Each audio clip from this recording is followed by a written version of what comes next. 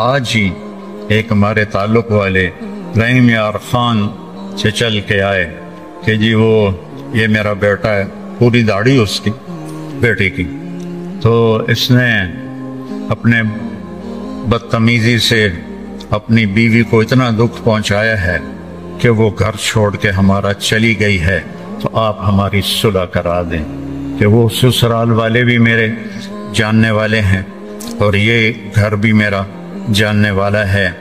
تو میں نے کہا کیا بدتمیزی کرتا تھا؟ کہتا تھا ماں کی اہمیت بٹھاتا تھا کہ میری ماں میری ماں۔ تو وہ ماں کی تو ہے لیکن بیوی کا بھی تو کوئی حق تھا۔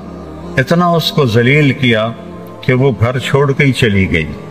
تو ماں باپ کا حق تمہارے ذمہ ہے، تمہاری بیوی کے ذمہ نہیں ہے، پوری ذمہ داری سے کہہ رہا۔ تم زبردستی اپنی بیوی سے خدمت نہیں لے سکتے، اپنی ماں کے لیے، اپنے باپ کے لیے۔ اس کی خوش قسمتی ہے وہ خدمت کرے، اس کی عزت ہے وہ خدمت کرے، لیکن اسے تم مجبور نہیں کر سکتے ہو کہ تو خدمت نہیں کریں گے تو اے کر دیواں گا او کر دیواں گا۔ آج کی صبح کی بات، ایک گھر ٹوٹ گیا صرف اس بچے کی نادانی اور بد اخلاقی کی وجہ سے۔ اپنی بیویوں کو عزت دینا سیکھو، اپنی بیویوں کو احترام دو، ان سے اظہار محبت کرو۔ لوگ اپنی بیویوں سے اظہار محبت نہیں کرتے۔ حضرت عائشہ سے آپ نے جو کہا آخر ہے، حرف آخر، یا عائشو، عائشہ بھی نہیں کہا یا عائشو، یہ لاڈ اور پیار کا خطاب ہے، یا عائشو انہو لیہون علی الموت ان اریتکی زوجتی فی الجنہ۔ عائش، عائش، جیسے آپ لاڈ سے کوئی نام بنا لیتے ہیں تو آپ نے پیار سے یہ نام بنایا ہوا تھا عائش۔ جب سے مجھے پتا چلا ہے تو جنت میں میری بیوی ہے، میرے لیے تو موت بڑی آسان ہو گئی ہے۔ یہ اظہار تھا۔ جس نے اللہ کو دیکھا ہو اس کے لیے بھلا اس کے بعد کوئی چیز ایسی ہے جو موت کو پرکشش بنائے؟ ہم تو اللہ کو دیکھا ہوا ہے۔ یہ ہمیں سکھانے کے لیے اور گھر کی زندگی بتانے کے لیے کیا جملہ ہے، سونے کے پانی سے بھی لکھو تو اس کی قیمت ادا نہیں ہو سکتی۔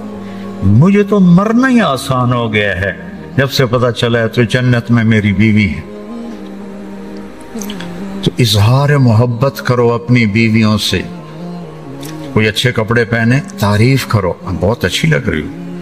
کھانا پکا کے لائے، ماشاءاللہ تو بہت بڑھیا کھانا بنایا ہے۔ حکیم ڈاکٹر عبدالحی صاحب حضرت تھانوی کے خلیفہ ایک مرید کے گھر کھانا کھانے گئے، کو کھانا بڑا پسند آیا تو انہوں نے اپنے مرید سے پوچھا کس نے پکایا؟ کہا جی میری بیگم نے پکایا۔ کہا اسے بلاؤ۔ وہ آ گئی، کہنے لگے بیٹی آپ کے ہاتھ کا کھانا کھایا، بہت بڑھیا تھا، بہت مہربانی۔ تو اس نے زاروں قطار رونا شروع کر دیا، زور زور سے۔ تو ڈاکٹر صاحب رحمہ اللہ نے فرمایا بیٹی رونے کی کیا بات ہے، میں نے تو کوئی ایسی بات نہیں کہی۔ کہ نہیں حضرت میں اس پہ نہیں رو رہی، میں اس پہ رو رہی ہوں کہ یہ جو آپ کے مرید بیٹھے ہیں، میں 30 سال سے ان کے گھر میں ہوں، 30 سال سے انہوں نے کبھی ایک دفعہ مجھے نہیں کہا کہ تو نے کھانا اچھا بنایا ہے، ایک دفعہ بھی نہیں کہا۔ ہم سیرت بھول گئے ہیں، سیرت بھول گئے ہیں۔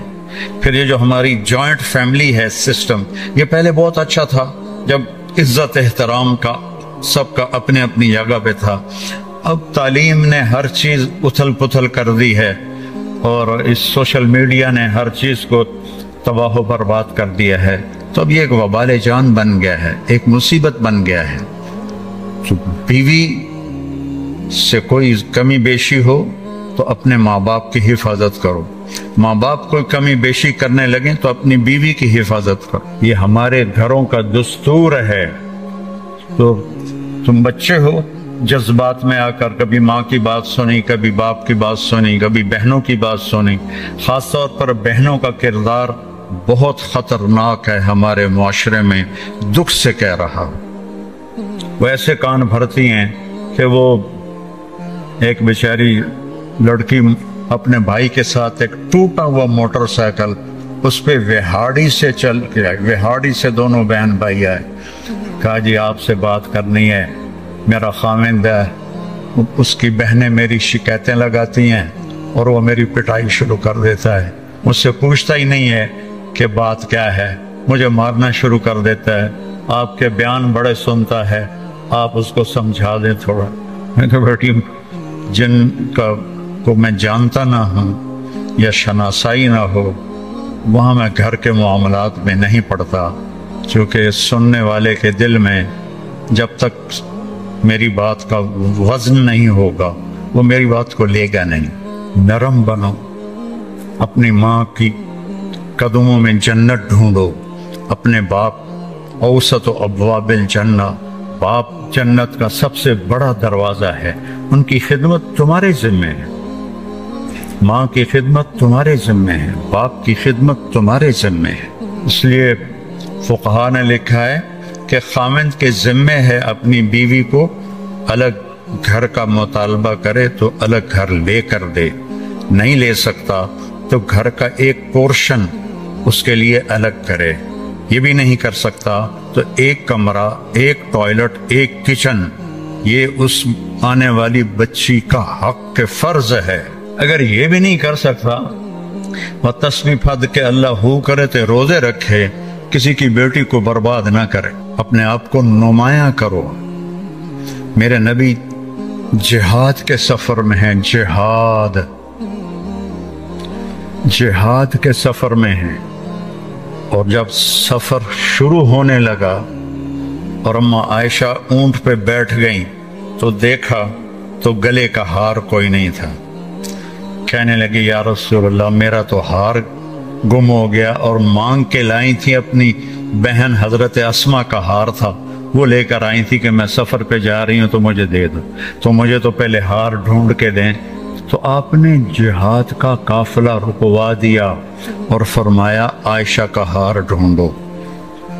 ये भी तो कह सकते थे हार की क्या हैसियत है, जिहाद का सफर है, हमें आगे जाना है या वापस जा रहे होंगे तो छोड़ो हार को, सबको लगा दिया ढूंढो। और असर के करीब सफर था तो वो मगरिब हो गई, मगरिब इशा इकट्ठी पढ़ ली, सफर में थे और पानी खत्म हो गया और फजर का वक्त दाखिल हो गया और पानी कोई नहीं।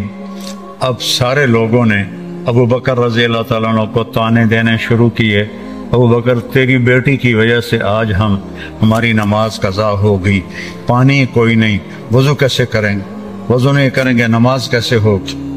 तो अबू बकर रज़ी अल्लाह अन्हु गुस्से में आए हजरत आयशा के खेमे में, तो अल्लाह के नबी आपकी गोद में सर रखे हुए सो रहे थे, वो तो बाप थे, अब वो बोल भी नहीं सकते, अल्लाह के नबी सोए हुए हैं तो अपना चेहरा बना रहे हैं और ऐसे करते करते नहीं रह सके, एक उंगली यहाँ मारी जोर से ऐसे, तो ताशा ऐसे हो गई, उन्हें फिर उंगली मारी, फिर वो ऐसे हो गई कि कहीं अल्लाह के नबी मेरी हरकत से जाग ना जाए। तो थोड़ी देर के बाद आपकी आंख खुली तो हज़रत आयशा ने कहा या रसूलल्लाह सारे लोग परेशान हैं, पानी कोई नहीं है, अब क्या करें। तो अल्लाह ताला ने तयम्मुम की आयत उतार दी, फतयम्ममू सईदन तय्यबन। तयम्मुम कभी किसी उम्मत को नहीं मिला। उस रात हजरत आयशा के हार के गुम होने की बरकत से सफर मुनक़ते हुआ, पानी खत्म हुआ और तयम्मुम अल्लाह ने उम्मत को क़यामत तक के लिए दे दिया। जब ये आयात अल्लाह के नबी ने बाहर निकल के सिखाई, अब सारे कहने लगे अबू बकर तुम्हारे घर की क्या बात है, तुम्हारी बरकत से तो उम्मत को क्या कुछ मिला है, तुम्हारे घर के क्या कहने। जब दिन चढ़ा तो हजरत आयशा ने कहा या रसूल अल्लाह हार को छोड़ें, अब आगे चलते हैं। तो फिर आपने कहा चलो भाई। जब ऊँटनी को उठाया तो वो हार ऊँटनी के नीचे गया पड़ा था, वो हार भी मिल गया। इतनी दिलदारी मेरे नबी ने की। बच्चों मैं ये ना सुनूं कि मेरा कोई शागिर्द अपनी बीवी के साथ बदतमीज है या अपने माँ बाप का दिल दुखाता है या अपने बहन भाइयों से लड़ता है پیچھے ہٹ جاؤ، اپنے خون کے رشتوں سے لڑو نہیں، پیچھے ہٹ جاؤ، جو بھی اس کے لیے سودا کرنا پڑے کر دو، لیکن جھگڑے میں نہ پڑو، پیچھے ہٹ جاؤ، اللہ تمہیں نوازے گا وہاں سے جہاں سے تمہارا وہم و گمان بھی نہیں۔ اور نماز کی عادت ڈالو، ایک نماز ہے جو ہم پڑھتے ہیں، وہ نماز نہیں کہہ رہا ہوں، فَإِذَا فَرَغْتَ فَانْصَبْ، نصب گڑ جانا، جیسے یہ بوتل ہے نا، یہ یہاں آ کے گڑی تو نہیں لیکن ایسے کھڑی ہے، تو اللہ کہہ رہا ہے فَانْصَبْ، ایسے جیسے لکڑی کو ٹھوکا جاتا ہے نا زمین میں اور کچھ اس کا حصہ اندر چلا جاتا ہے اور اوپر والا ایسے ہو جاتا ہے، تو نماز کے لیے ایسے کھڑے ہو، ایسے۔ عبداللہ بن زبیر پر حجاج حملے کر رہا تھا اور وہ حرم میں نماز پڑھتے، کوئی پتھر یہاں سے گزرتا، کوئی یہاں سے گزرتا، کوئی یہاں سے گزرتا، اور ان کے جسم میں ایسے بھی نہیں ہوتا تھا، ایسے، اتنے اطمینان سے نماز۔ وَإِلَىٰ رَبِّكَ، بولو، فَارْغَب، رغبت کی نماز، نماز میں دل لگے، نماز میں کھڑے ہو جاؤ، نماز میں کا انتظار کرو، نماز کو اپنے مسائل کے حل ہونے کا ذریعہ بناؤ، نماز میں دعائیں مانگنا سیکھو، ہم دعا نہیں مانگتے، دعائیں مانگنا سیکھو، یہ بہت بڑا سبب ہے، اسباب ظاہریہ اختیار کرو اور نماز کو سب سے بڑا سبب بناؤ۔ اذا حزبہ امر فزع الی الصلاۃ، جب کوئی مشکل آتی تھی آپ نماز پڑھتے تھے، جب کوئی مشکل آتی تھی آپ نماز پڑھتے تھے۔ 3 دن گزر گئے، کھانے کو کچھ نہیں ملا، تو حضرت عائشہ سے کہنے لگے چلو آج میں اللہ سے جا کے بات کرتا ہوں۔ مسجد میں گیا، نفل شروع کر دی، ایک ستون کے پیچھے 2 نفل پڑھتے، پھر سلام پھیر کے دوسرا ستون، اللہ اکبر، پھر سلام پھیرا تیسرا ستون، اللہ اکبر، پڑھے جا رہے ہیں۔ اتنے میں حضرت عثمان آئے، اما جان اللہ کے نبی کہاں ہیں؟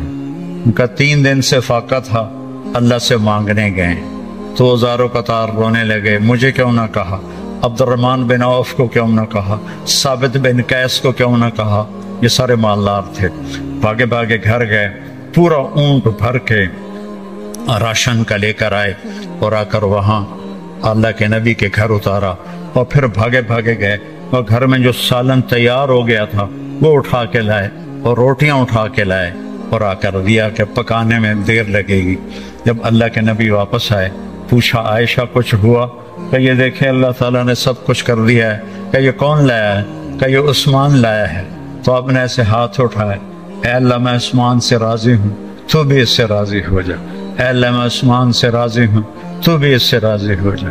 اے اللہ میں عثمان سے راضی ہوں، تو بھی اس سے راضی ہو جا۔ تو نماز کو اپنا وظیفہ بناؤ۔ یہ آج کل کے یہ سوشل میڈیا اور بہت سے ایسے نادان لوگ، یہ وظیفہ پڑھو، یہ وظیفے پڑھو، یہ پڑھو، یہ پڑھو، یہ سب فضولیات ہیں۔ سب سے بڑا وظیفہ نماز ہے اور دعا ہے، سب سے بڑا وظیفہ نماز ہے اور دعا ہے۔ باقی سب ڈھکوسلے ہیں، میرے اوپر جادو ہو گیا ہے، میرے اوپر اثر ہے، میرے اوپر جنات ہیں، یہ سب عاملوں کی جیب گرم کرنے کے اسباب ہیں، یہ کچھ بھی نہیں ہے، سب بک بک ہے، سب بک بک ہے۔